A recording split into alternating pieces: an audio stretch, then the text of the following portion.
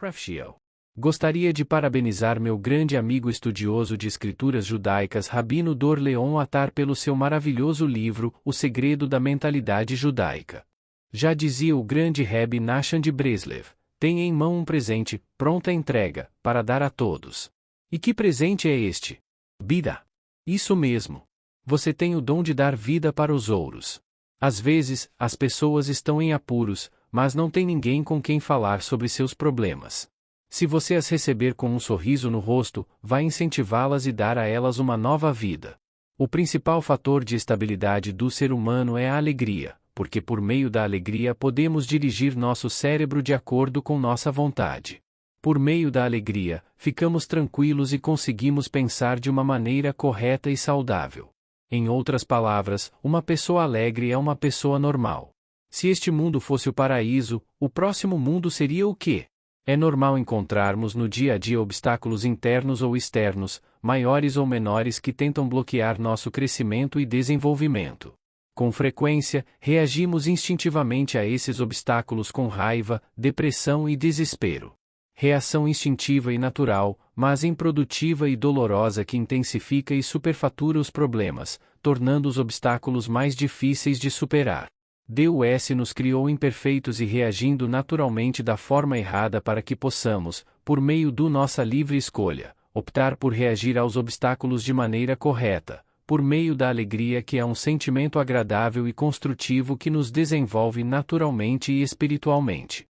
A alegria revela as forças ocultas da nossa alma e coloca na ativa potências antes adormecidas que nem sabíamos que possuímos, transformando os obstáculos em desafios e recompensas em troféu para quem os supera. Isso é chamado trabalho divino. Imagine uma pessoa chegar em um tribunal e dizer ao juiz que reagiu naturalmente agredindo quem a ofendeu. Foi uma reação natural, diz ela, Deus nos criou assim. O que você responderia para ela? Com certeza, a intenção divina não é que reagimos naturalmente e ir atrás dos nossos impulsos, Deus nos deu a Torá para sabermos como devemos reagir. Se as nossas reações instintivas e naturais fossem certas, não teríamos recebido a Torá. Nosso instinto natural em relação à alegria e tristeza também é imperfeito. Quando estamos em perigo, deveríamos nos encher de alegria para ficarmos mais leves e corrermos mais rápido e, assim, nos salvarmos do perigo, mas, no lugar disso, ficamos tristes, pensamos devagar e nos travamos, o oposto do que deveria ser. Portanto, da mesma maneira que ninguém vai justificar uma agressão pelo fato de ser irritado, e mesmo se o advogado dele alegar isso, não vai adiantar nada, da mesma maneira não temos como justificar a tristeza pelo fato de estarmos sofrendo, sendo que a tristeza não só não nos ajuda a sair do sofrimento, mas ainda prejudica. Mas devemos sim ir contra a nossa natureza e despertar a alegria verdadeira na hora do sofrimento para podermos pensar melhor e escapar dos perigos da vida com muita leveza e alegria. Ainda dizia o Rebbe Nachman de Breslev, lembre-se sempre de que a alegria não é uma coisa supérflua na vida, ela é uma necessidade básica. Não existe nada que nos liberta mais do que a alegria, ela liberta seu cérebro e faz pairar sobre você a tranquilidade. Perder a esperança é como perder a liberdade, é se perder a si próprio. Encontrar a alegria verdadeira é a mais importante das metas. Se o único jeito de se alegrar é fazendo brincadeiras, que não prejudicam as outras pessoas, faça isso e fique alegre porque a tristeza causa prejuízos incomensuráveis. Use todos os meios que pode para se tornar alegre. Se hoje você se sente ótimo, não deixe as lembranças do passado e as preocupações do futuro baixarem o seu ânimo. Se mesmo querendo ficar alegre se sinta triste, lembre-se dos bons momentos que já teve e a alegria voltará. Diz o Baal Shem Tov, fundador do movimento chassídico, que quando você pensa em um lugar, você está lá, portanto, quando se lembra dos bons momentos, você se encontra novamente. Se você não se sente alegre, faça de conta que está, faça um sorriso artificial, comporte-se como se estivesse alegre e a alegria verdadeira virá em decorrência disso. Cante, isso vai dar uma vida nova e encher você de alegria. Dance, a dança vai tirar sua tristeza e espantar os seus sofrimentos. De vez em quando, as pessoas estão em grande desespero e não têm para quem contar seus problemas. Se você aparece com um sorriso reluzindo no seu rosto, você as motiva e dá para elas uma vida nova. É tão importante estar alegre a ponto de você ter que se obrigar a estar sempre alegre, nem que seja de uma maneira artificial. É normal ver o esquecimento como um defeito, mas eu o vejo como uma virtude, diz o Rebbe Nachman de Breslev. Saber esquecer quer dizer livrar-se de todos os sofrimentos do passado. Nunca, mas nunca desanime. É proibido abrir mão da esperança. Se você acredita que pode ficar pior, acredite que pode ficar melhor. E é isso que aprendemos com o nosso grande pensador, Rabino Dor Leon Attar, no seu maravilhoso livro O Segredo da Mentalidade Judaica.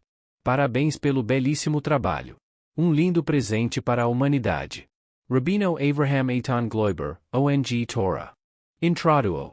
A Torá é a guia para todas as áreas da nossa vida. É a nossa fonte de conhecimento para enfrentarmos todo e qualquer obstáculo. Muitos nos perguntam o motivo de se estudar esse livro todos os anos. A resposta que temos é que tudo o que aconteceu, tudo o que está acontecendo e tudo o que acontecerá em todas as áreas da vida humana, em ciências exatas ou humanas, em todo o planeta Terra e tudo o que acontece na vida de todo ser vivo na face da Terra, está codificado na Torá. Caro leitor, neste livro traremos alguns ensinamentos ocultos para muitos, mas que são conhecidos pelos estudiosos da Sagrada Torá.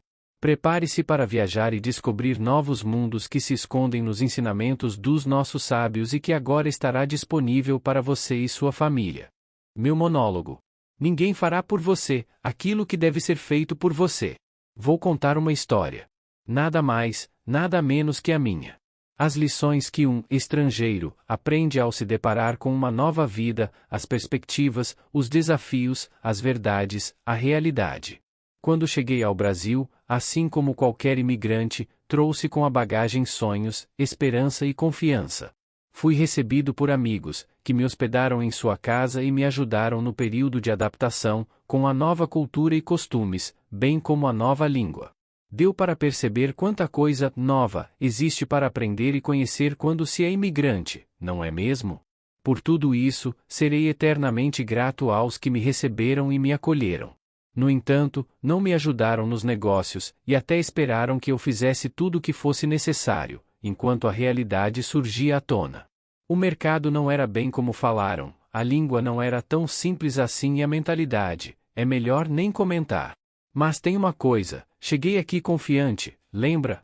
Com toda a dificuldade que encontrei, nunca fiquei reclamando da minha sorte.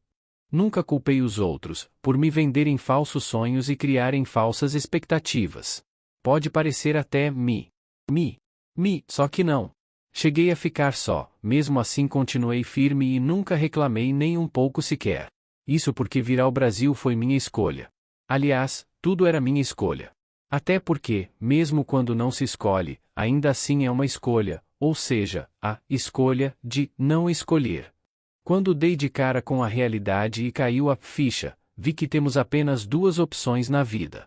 A mais comum, chorar bastante o tempo todo e ficar assim a se lamentar, reclamar de tudo, culpar o mundo inteiro, achando, ou melhor, tendo a certeza de que merecia algo que não se conseguiu alcançar. Mas entenda, se você falhou, aconteceu por não ter feito o seu melhor. Se fez seu melhor, e ainda assim falhou, parabéns por isso. Sinal que aprendeu a como não fazer da próxima vez.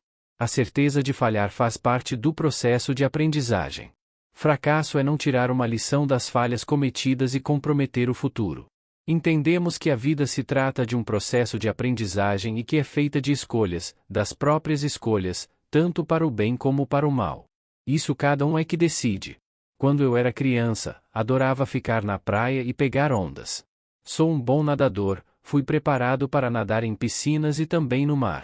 Quando pegava ondas, às vezes vinha aquela onda linda, que vem quebrando em cima de você, pressiona para baixo e o arrasta para o fundo. Quem não está preparado, tenta lutar contra a pressão e o arrasto da onda, quer subir de qualquer maneira. Quanto mais tenta subir, mais a onda o pressiona e o puxa para o fundo. Deus nos livre. Isso o levará para seu fim. Caso não tenha entendido, serei mais claro, isso é morte certa. Agora, a boa notícia é que aquele que está preparado mantém a calma e segue em frente. A onda vai jogá-lo para cima, mais adiante. A vida, bem como a natureza, tem as mesmas leis e comportamentos. Quando a vida o pressiona para baixo e o arrasta para o fundo, não se esqueça de manter a calma. É difícil, não é mesmo? Aguente firme, mantenha a mente focada e o comportamento equilibrado. Assim como aquela onda, a vida vai levá-lo para frente e o lançará para cima. Se por algum instante perder o foco, entrar em desespero e tentar lutar contra, brigue, xingue, reclame e culpe o mundo pela onda. O melhor e mais correto a ser feito é não culpar o mundo por sua falta de preparo e de humildade. Além de descobrir o óbvio, o principal é o que é mais importante para minha evolução e para meu crescimento. Falhar faz parte do processo, nenhuma criança aprende a andar sem cair. Nenhum atleta chega a ser campeão sem treino, sem preparo, sem competição e sem perder várias vezes até chegar ao momento de vencer. Em cada falha, uma lição. Isso ninguém fará por nós. Ninguém fará por você aquilo que deve ser feito por você mesmo. Ninguém terá o seu sucesso. Ninguém terá suas lições. Ninguém terá o seu legado. Faça por merecer e será merecido. Tenha uma vida longa e próspera. Leon Atter. O que é mentalidade judaica positiva? Capítulo 1. Qual é a mentalidade correta? Hoje, a maioria das pessoas encontra-se em uma situação em que tudo tem que vir rápido, quase que de imediato. Nossa vida virou uma espécie de fast food, tudo tem que ser devorado quase que imediatamente, de maneira animalesca, e passar para a próxima experiência, sem apreciar a beleza do momento. Acumular, essa é a palavra de ordem reinante no nosso mundo. Tanto faz acumular bens materiais ou experiências que achamos ser espirituais. O importante é, segundo essa ditadura silenciosa, ter experiências. Porém, agindo segundo os ditames dessa ideia reinante, perdemos a chance de ter uma experiência real e verdadeira, uma emoção que dure por muito tempo, ou pelo menos o tempo necessário, não essa emoção fugaz que se desmancha em segundos e que força a pessoa a buscar novas experiências. A emoção plena é o contato com algo maior e que nos eleva a alma. O resultado dessa constante busca por novidades espirituais ou materiais acarreta, na maioria das vezes, estresse, ansiedade e demais doenças, gerando prejuízos financeiros para a pessoa. Será que foi para isso que viemos a este mundo? Será que podemos chamar de vida essa maneira de viver? Os sábios judeus falam que na Sagrada Torá está definido o que é vida e o que é morte. Acredite, há muitos mortos-vivos por aí e talvez você até conheça alguns deles. Segundo nossos mestres balizados pelos ensinamentos da Sagrada Torá, quem está perto do Eterno e se alimenta da luz dele é chamado de vivo. Manter-se vivo, na verdade, é a vontade de todo ser na face da terra, é o principal instinto não importando religião, raça, cor, nível intelectual ou social, até os animais são dotados do desejo de se manterem vivos.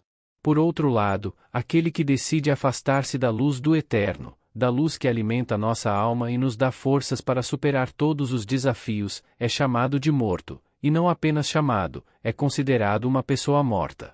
Agora, com esse conceito na cabeça, perto do Eterno estamos vivos e longe, mortos. Entendemos como podemos, por meio da mudança da nossa mentalidade e das nossas ações, voltar à vida e sermos chamados novamente de vivos, não apenas chamados, mas para viver novamente uma vida plena. Além disso, aprendemos como ressuscitar muitos que estão mortos à nossa volta, sem nem saber que estão mortos. Precisamos entender que temos o desejo de nos alimentar da luz que do Criador emana, mesmo que esse desejo esteja oculto e a pessoa nem saiba que ele exista. Essa é a única vontade da nossa alma.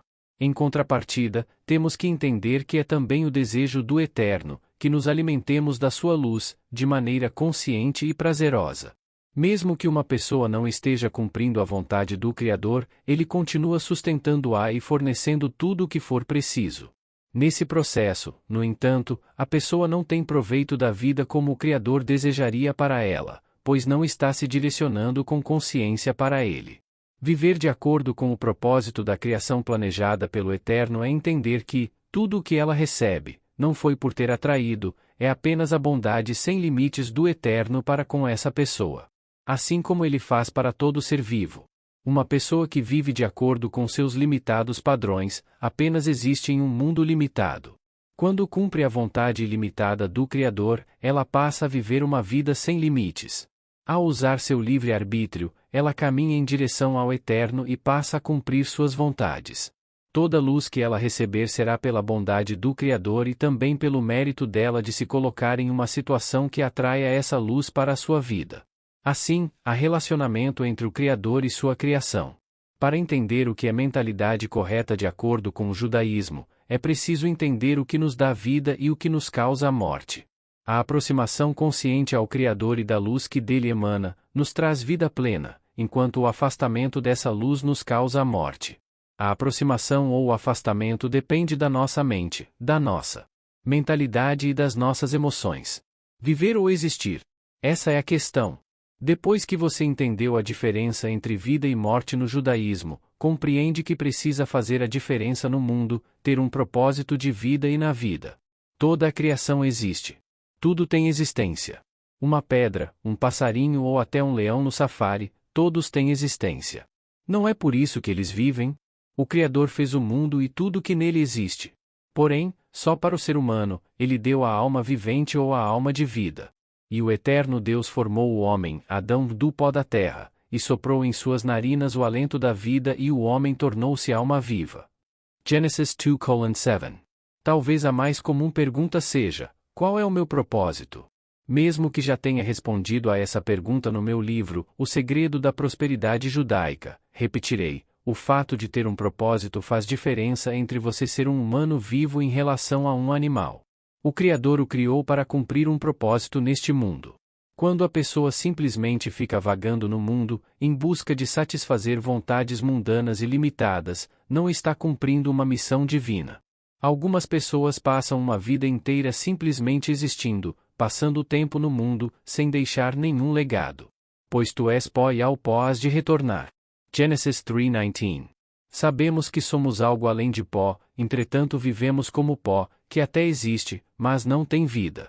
Nós temos vida e um propósito. Sem cumprir nosso propósito de vida, apenas existimos, parecemos vivos. Eu me lembro de uma história que ouvi de um dos melhores oradores americanos, Rabino Manis Friedman. Quando fazia uma das muitas visitas a hospitais, ele se aproximou de uma senhora, mãe de um menino de 14 anos que tentou suicídio, e perguntou se podia conversar com o filho dela. Ela aceitou. Ao entrar no quarto, o garoto estava sentado na cama, folheando um gibi sem muito interesse em nada. O rabino cumprimentou-o, mas não obteve resposta. Então, apresentou-se e perguntou ao menino se ele queria conversar. O menino continuou em silêncio. O rabino não desistiu. Sua mãe pediu para falar contigo, comentou. O menino respondeu: o padre já passou por aqui. O rabino, então, perguntou: o que ele te falou? Algo estúpido, respondeu o menino. Pacientemente, o rabino indagou o que de ridículo o padre havia falado. O menino respondeu, com cara de desprezo, que o padre havia falado que ele não devia praticar suicídio porque Deus o amava. O rabino, com muita sabedoria, afirmou: você tem razão. É ridículo mesmo. Isso chamou a atenção do menino. Então, o rabino continuou: você, um moleque pirralho, o que Deus tem que amar em você? Nesse momento, o menino ficou em choque. A história mostra que o menino entendeu algo importante na fala do rabino. Deus o ama, mas não precisa dele, ou seja, ele não tem importância. Assim como amamos um cachorro, o nosso celular, um carro, coisas que existem, precisamos sentir e saber que algo ou alguém precisa de nós. Existe um propósito em viver, que não somente existir. Pensar bem faz bem. Capítulo 2. Nos Talmúdicos, que foram escritos há 1800 anos, nossos sábios ensinam que a nossa realidade depende daquilo que pensamos, da nossa emoção envolvida e da nossa forma de enxergar a situação, isto é, nossa realidade depende da forma que sentimos, pensamos e enxergamos o mundo. Recentemente, a física quântica chegou a uma conclusão parecida com a dos nossos sábios. A ciência diz que o resultado de um experimento depende da pessoa que o analisa. É como aquela famosa pergunta: se uma árvore cair em uma floresta e, se ninguém estiver por perto para ouvir o som, fará algum barulho? De acordo à física quântica, pode ser que sim, mas ao mesmo tempo pode ser que não. Você deve estar se perguntando: duas opções opostas de resposta para uma mesma questão? Aprendemos que tudo depende do observador. E isso é um dos grandes segredos para se obter uma mente positiva e forte. Se tiver um bom olhar, fará a sua realidade melhorar. Ao perceber a mudança benéfica ao seu redor, a pessoa terá mais motivos para desenvolver-se nessa área. Existe um conceito judaico conhecido como Itonenut, observação introspectiva. A Itonenut é uma técnica de observação interior feita de uma maneira completamente consciente.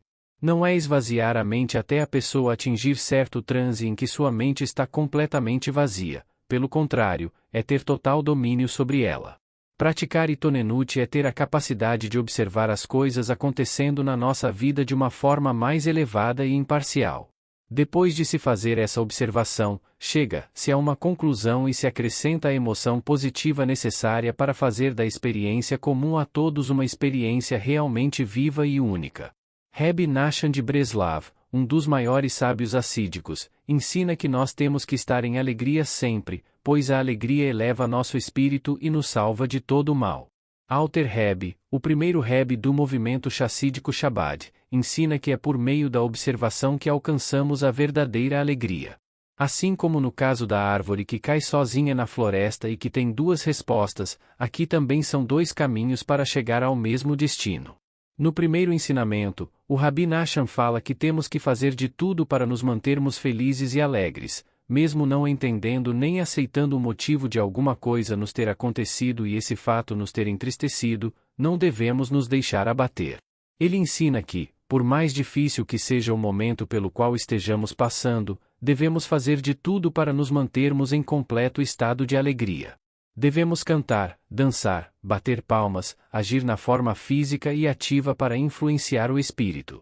É uma ação que deve influenciar positivamente do exterior para o interior da pessoa. Percebemos nesse ensinamento do Rabi Nachman que não é simplesmente estar alegre, e sim estar em estado constante de alegria.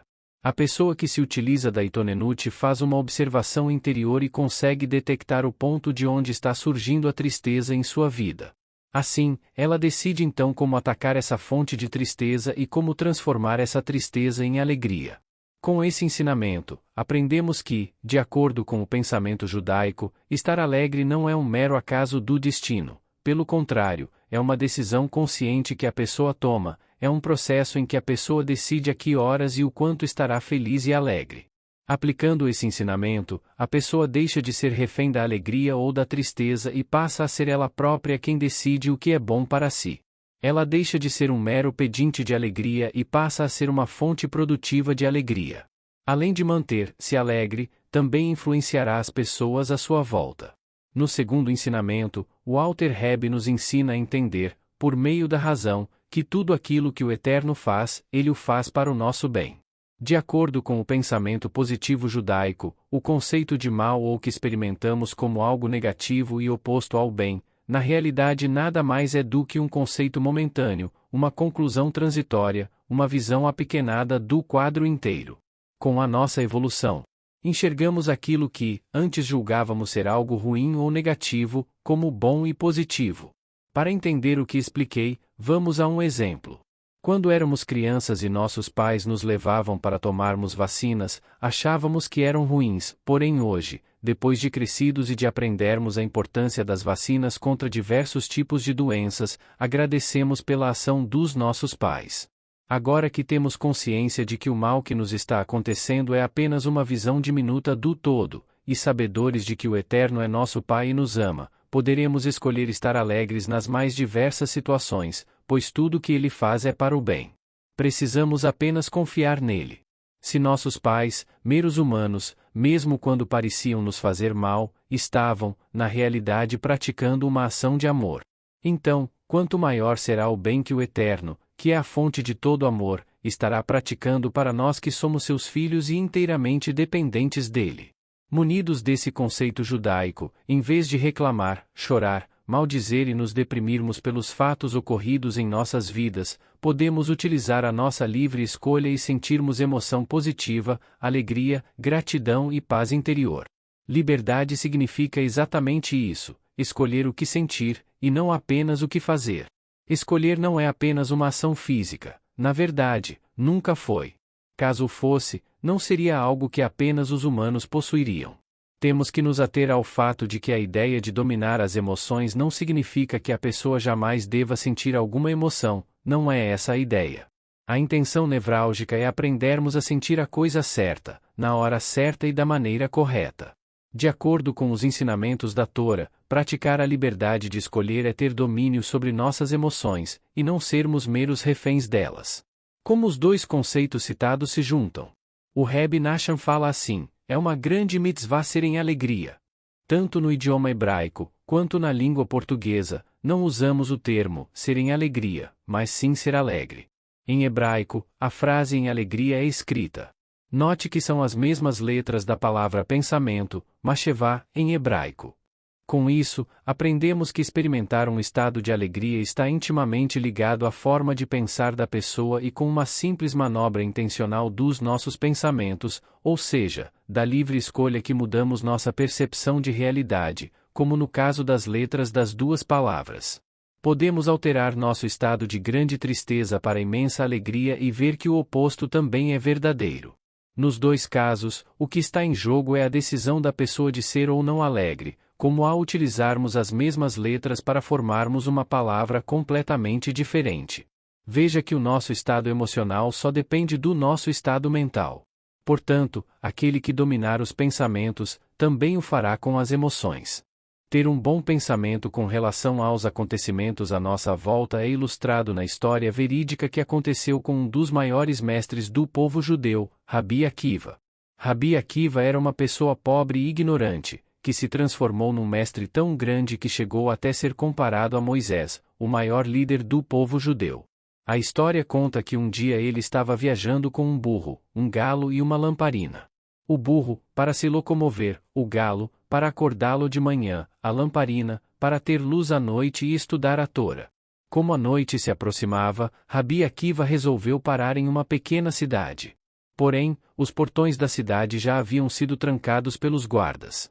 Mesmo com o pedido insistente do mestre Akiva, os guardas não lhe permitiram entrar na cidade e procurar uma hospedaria. Tranquilamente, ele olhou para os guardas e falou: tudo o que ele, o Eterno, faz, ele o faz para o bem. Assim, Rabi Akiva foi para o campo, procurou uma árvore e subiu para passar a noite. Mal havia pegado no sono, chegou um leão, matou seu burro e o devorou. Mesmo sem acreditar no que havia acontecido bem diante dos seus olhos, Rabi Akiva disse: tudo o que ele faz, ele o faz para bem. Ainda pensativo no ocorrido com seu burro, não percebeu a aproximação de um gato que atacou seu galo, matando-o. Mais uma vez, Rabi Akiva disse: tudo o que ele faz, ele o faz para bem. Pelo menos tenho a lamparina para estudar a Torá, pensou ele. De repente, um pé de vento apagou a chama da lamparina. Novamente, Rabi Akiva disse: tudo o que ele faz, ele o faz para o bem. E foi dormir. Pela manhã, ao acordar, resolveu voltar à pequena cidade. Assim que chegou aos portões, descobriu que a cidade sofreu um arrastão durante a noite. Quase tudo foi roubado e muitas pessoas morreram. Nesse momento, Rabi Akiva entendeu que tudo o que ele faz, ele realmente o faz para o bem. Todas as vezes que encontrarmos algo que acabamos por concluir como sendo negativo, podemos ter certeza de que é por termos uma visão deficiente da realidade. Esse conceito de mal que sempre acaba surgindo na nossa mente é apenas pelo fato de vermos somente uma pequena parte do quadro geral. Vejamos um exemplo que nossos sábios nos ensinam em relação a isso. Em hebraico, a palavra para mal é ra, que vem da palavra raua, com a ideia de parte de algo ou algo incompleto.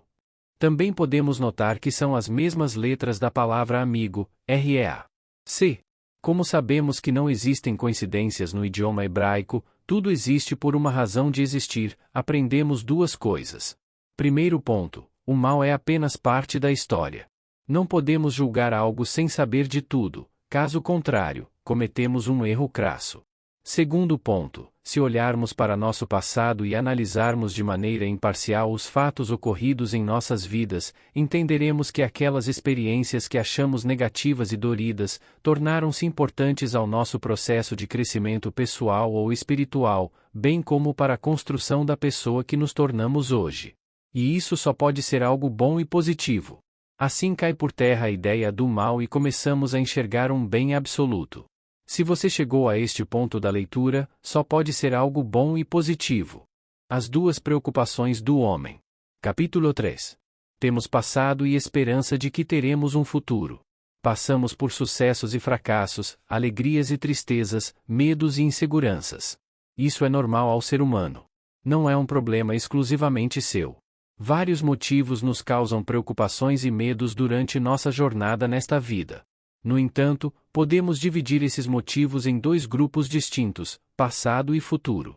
Pessoas morrem e matam, sofrem e causam sofrimento por situações envolvendo esses dois fatores. Guerras foram e são travadas e os resultados desses embates causam profundas marcas no passado e no futuro das nações envolvidas, direta ou indiretamente.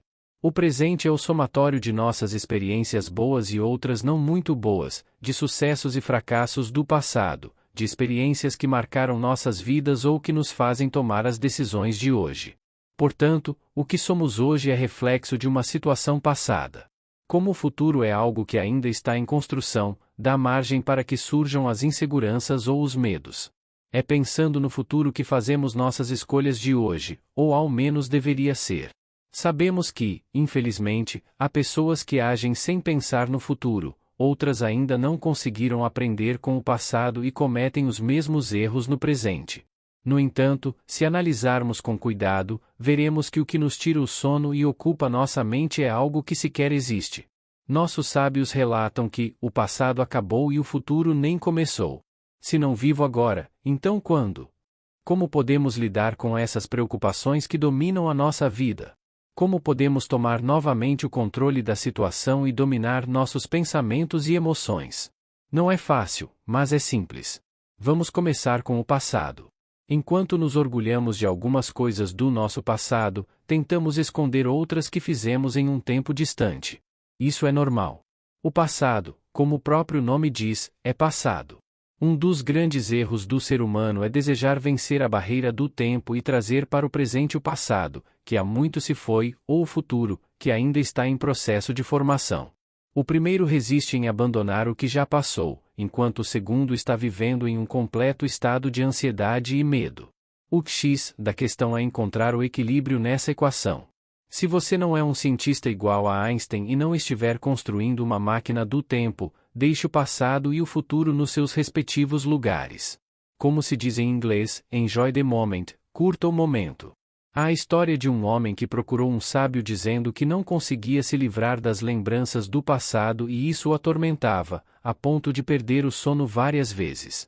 O sábio, depois de ouvir o homem, aconselhou-o a comprar um travesseiro de penas de ganso, o mais caro que encontrasse. Depois, deveria subir a montanha mais alta da sua cidade em dia de ventania, cortar o travesseiro e jogar as plumas ao vento. Assim o homem fez. Quando retornou ao sábio, reclamou que ainda se sentia mal. O sábio respondeu-lhe que aquela era a primeira parte do trabalho. Agora, deveria sair à caça de cada pluma que o vento havia levado e colocar novamente no travesseiro. O homem respondeu que não poderia. Então, o sábio disse que assim deveria ser feito com o passado, não há mais o que fazer, é passado, já passou, não adiantava lamentar, não adiantava chorar, deveria seguir em frente e enxergar o presente como presente. E completou, alegre-se, dance, grite, rodopie, faça a si mesmo feliz, decida ser feliz agora. Há um adágio muito conhecido aqui no Brasil, macaco velho não enfia a mão em cumbuca. Ele é baseado em como os caçadores utilizam a mentalidade errada dos macacos para capturá-los. Os caçadores colocam uma banana em armadilha com um pequeno buraco. Uma pequena abertura, suficiente para o macaco enfiar a mão, porém pequena demais para que ele não consiga tirar a mão quando estiver segurando a fruta. O macaco, ao segurar a banana, não consegue tirar a mão. Movido pelo seu instinto, jamais abrirá a mão e perderá sua pequena conquista. É nesse exato momento que os caçadores se aproximam tranquilamente e capturam o animal, pois sabem que o macaco não vai soltar a banana e fugir. No final, mesmo gritando, pulando e tentando fugir, o macaco não soltará a fruta e será capturado. Nós somos assim. Apesar de não sermos macacos, acabamos por agir da mesma forma que o animal. Nosso passado, bom ou ruim, é igual à banana, por diversas vezes nos deparamos com um momento exato para abandonar o que já passou e seguir, porém sentimos dificuldade de soltar a nossa banana. Os caçadores são nossas emoções negativas. Querendo ou não, se continuarmos a agir assim, acabaremos tendo algum prejuízo em nossa vida emotiva. Como solta a banana? Como fazer as pazes com nosso passado? A resposta é: agradeça. Agradeça por tudo que passou, bons ou ruins momentos. Como falamos antes a respeito do mal, se analisar as experiências negativas do seu passado e como contribuíram para compor a pessoa que você é hoje, provavelmente concluirá que os fatos foram necessários e até benéficos para a sua vida. Agradeça por tudo que você já passou na sua vida, por tudo que viveu até hoje. Esse é o segredo. Passado, em hebraico, se escreve avar, derivação da palavra aveira, que significa transgressão. Aprendemos que, se ficarmos refletindo nosso passado de forma até obsessiva, se passarmos mais tempo envolvidos com o que ocorreu no passado e deixarmos o presente de lado ou que o nosso passado seja algo prejudicial ao nosso presente, o que fazemos, na verdade, é uma transgressão à vontade de Deus. A palavra futuro, em hebraico, se escreve atid, formada pela junção de duas palavras, tempo e yad, que é mão. Concluímos que o tempo que ainda está por vir, aquele tempo em que tudo estará bem e nossos desejos estarão realizados, está em nossas mãos. Tudo é possível. Só precisamos escolher o caminho correto e lembrarmos que o fato de não fazermos nenhuma escolha também é uma escolha. Outro ponto importante é que a palavra tempo, em hebraico, pode ser escrita como zan, que vem da palavra convite, asmana, e tem a mesma base da palavra convidar, ismin. O que tudo isso tem a ver com tempo? Como nada é por acaso no hebraico, aprendemos que o tempo é um convite para a vida. O futuro não existe e o passado também não, o que existe de fato é o presente, ou seja, estamos sendo convidados para o presente, para viver no tempo presente e aproveitar cada momento. Assim, evitaremos o estresse, que aparece pela falta de tempo ou da ideia da falta de tempo. A preocupação com o futuro é que gera o estresse, devido à ansiedade. O tempo não para. Isso é fato. Portanto, viver em uma eterna luta para tentar controlá-lo é uma grande perda de tempo. O que se pode fazer é administrá-lo da melhor maneira possível e a seu favor, como montar um cronograma para estudar a Tora, separar um dia para si mesmo, fazer tzedakah, visitar um amigo e dedicar-se à família. A aparente falta de tempo é algo conceitual, pois o tempo passa igual para todos. Se parece curto para você, provavelmente é pelo fato de estar se ocupando demais com coisas que vão além das suas possibilidades. Então, o melhor a fazer é sentar, analisar e decidir o que fazer da melhor maneira possível. Se possui tempo de sobra, também é algo conceitual. Existem milhares de coisas que uma pessoa pode fazer para ocupar a aparente sobra de tempo: o bem a alguém, estudar, cuidar de si mesmo, etc. Sempre há algo a ser feito ou algo que precisa deixar de ser feito. Aqui é que entra a itonenute de que falamos anteriormente. Viver com a mente no futuro ou no passado é estar em lugares que não existem. Baal Shem Tov, fundador do movimento do Chassidut, disse: "Você está onde seus pensamentos estão, por isso procure estar em bons lugares." Como podemos agir sem medo do futuro? Como desenvolvermos confiança? Nossos sábios nos ensinam que o foco neste mundo e a nossa missão na vida devem ser em fazer o trabalho que precisa ser feito de forma bem feita. Ensinam-nos que devemos ter em mente a ação, mas que o resultado de tudo está nas mãos do Eterno. Logo, o foco deve ser na ação, não no resultado, pois o resultado não depende mais de nós, somente do Criador. Se fez o que deveria ser feito da melhor maneira possível e o resultado foi diferente do que a maioria das pessoas imagina ou que tenha desejado, você deve concluir que essa foi a vontade do Eterno e se alegrar. Toda tristeza é provocada pelo desejo de se obter um resultado que não estava destinado a alcançar. Lembre-se de que todo sofrimento vem do desejo de possuir, e não ter conseguido. Como a nossa missão não é no resultado e sim na ação, alicerçados com esse conceito, aprendemos como superar os desafios. Agora é praticar, policiar-se e treinar o cérebro a cada minuto.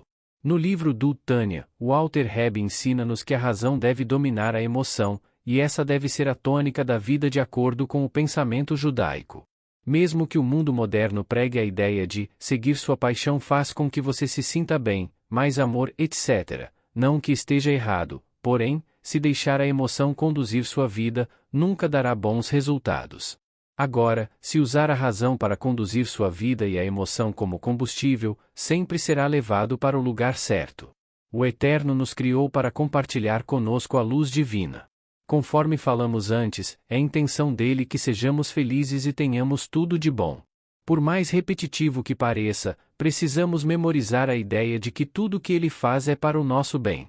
Como ele já sabia que não seríamos felizes sem nosso esforço para nos sentir merecedores, isto é, não nos sentiríamos bem em receber tudo de mão beijada, sem fazermos nenhum esforço. Ele fez o mundo de maneira que a parte principal de tudo está nas mãos dele. Em contrapartida, nós também temos que fazer a nossa parte para conseguirmos cumprir a nossa missão. Um agricultor fica feliz após vender sua colheita, pois se sente bem por ver o fruto do seu trabalho. Porém, ao preparar a terra para o plantio, ele não sabia se haveria condições climáticas para que sua plantação vingasse, se haveria trabalhadores disponíveis, se estaria vivo para colher o que plantara ou se teria saúde para isso. Percebemos que o foco foi no trabalho e em como fazê-lo da melhor maneira possível. No entanto, a parte principal de tudo estava nas mãos do Eterno. De nada adiantaria o Eterno desejar proporcionar-lhe uma farta colheita se o agricultor não jogasse a semente na terra, não adubasse, não limpasse o campo de ervas daninhas e não protegesse a semente de aves e roedores.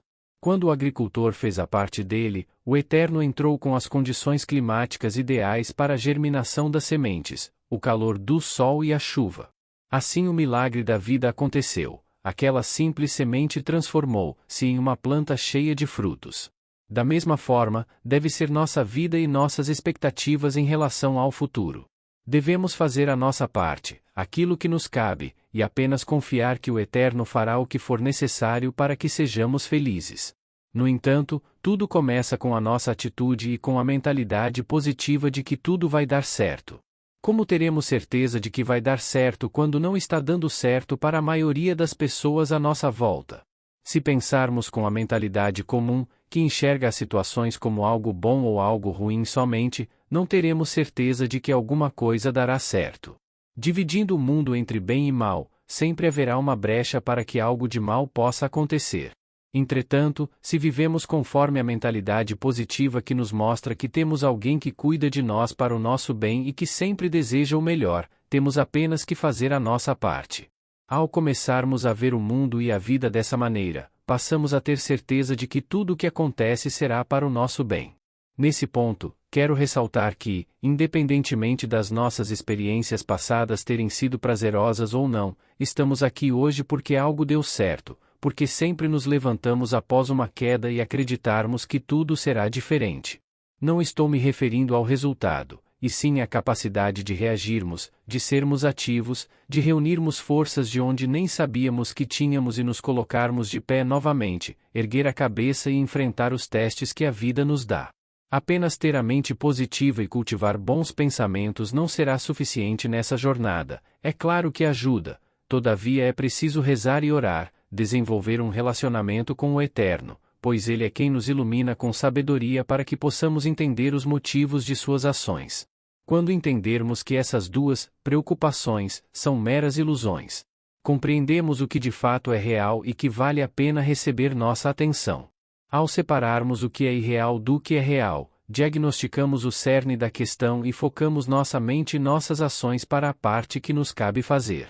Para entendermos o que é real, vamos navegar por águas reais e sair do imaginário. Já demonstramos o que é irreal e que não merece nossa atenção. Agora, vamos mapear a realidade. Talvez, ao final, você descubra que gastou muito tempo e energia com algo que não dependia de você, enquanto deixou de lado o que deveria ter feito.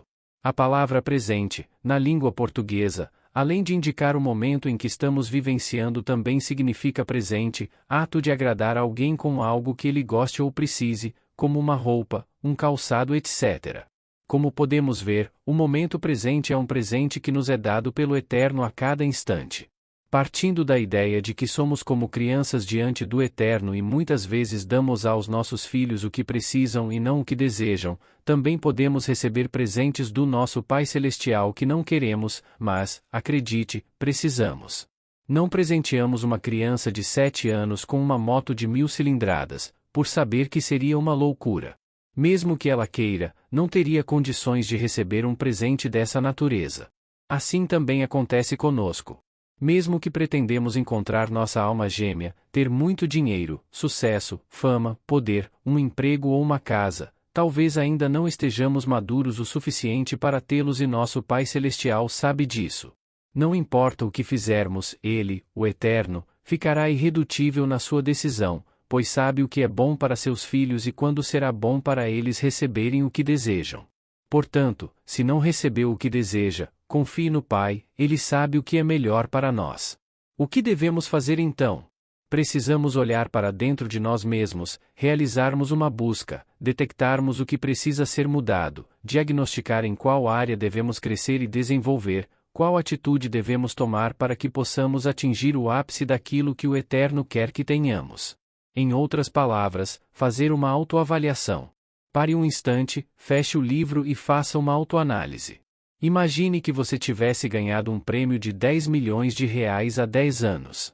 Procure lembrar quais eram seus desejos naquela época, pense o que faria, faça uma lista.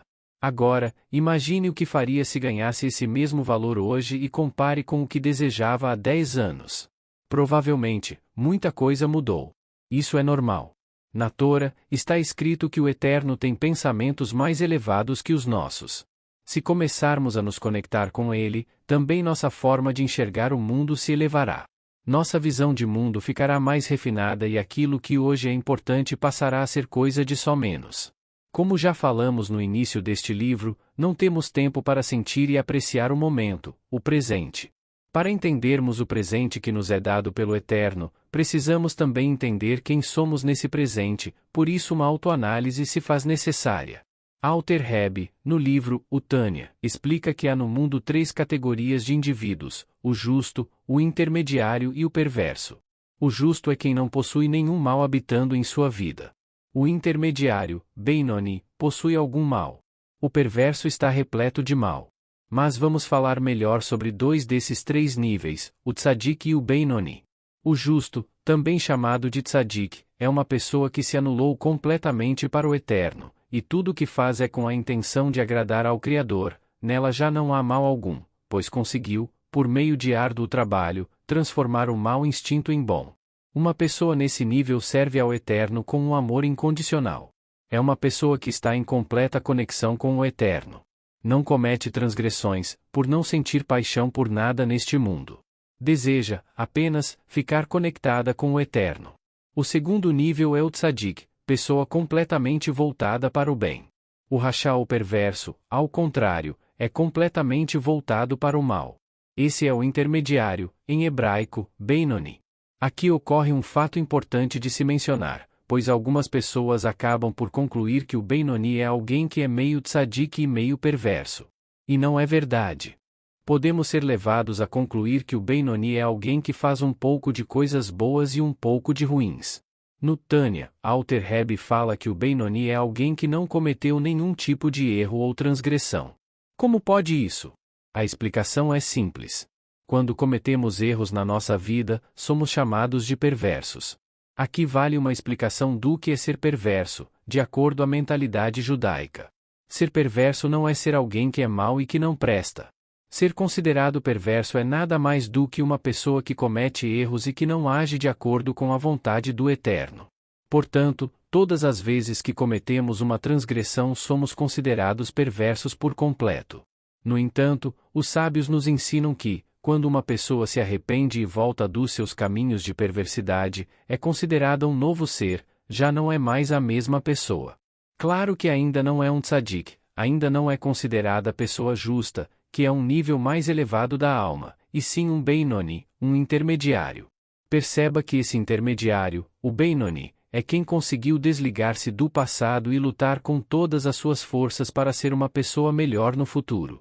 Ser um Beinoni é viver o momento, é ser um novo ser que está livre para se elevar e seguir, deixando o passado onde ele deve ficar, no passado.